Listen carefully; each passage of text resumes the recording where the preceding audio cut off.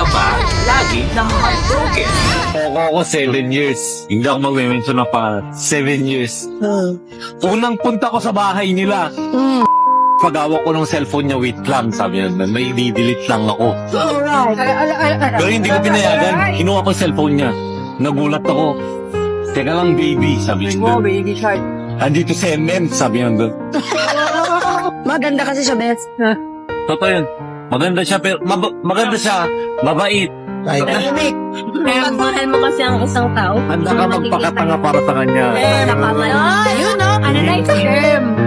Hindi, sa akin, nagpakatanga ako. Mahal ko siya eh. Ano mo magagawa mo kung mahal mo yung isang tao? Bakit ka niya niloloko? Nagkulang ako. Uy!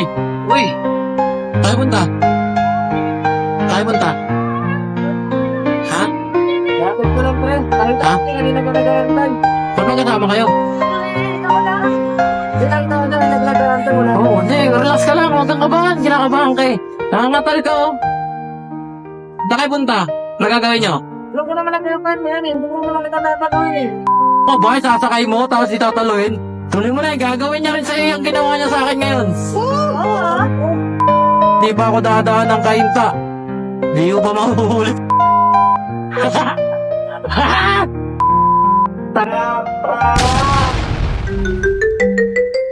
Bakit ka ba lagi na heartbroken?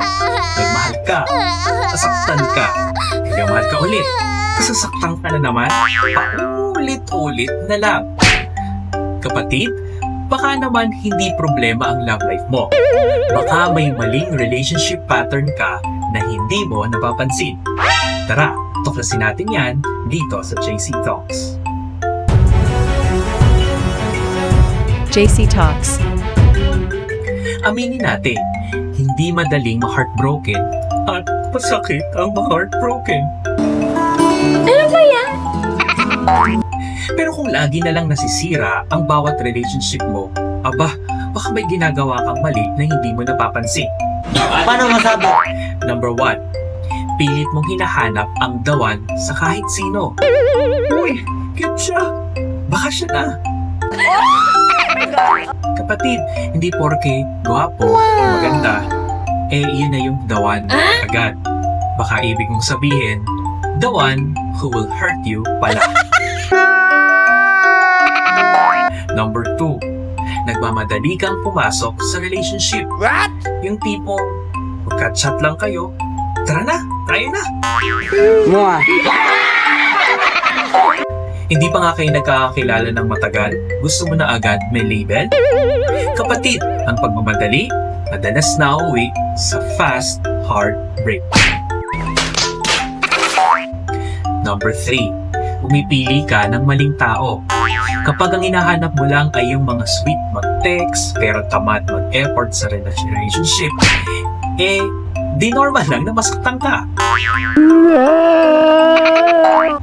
Number 4, mag-self-check muna kung handa ka na bang pumasok sa isang relationship. Sabi nga nila, you can't give what you don't have. Remember that love is not only based on good feelings. Kasama dyan ang challenges sa relationship. Bakit na yung mutot? Gaya ng sinabi sa atin ng Bible.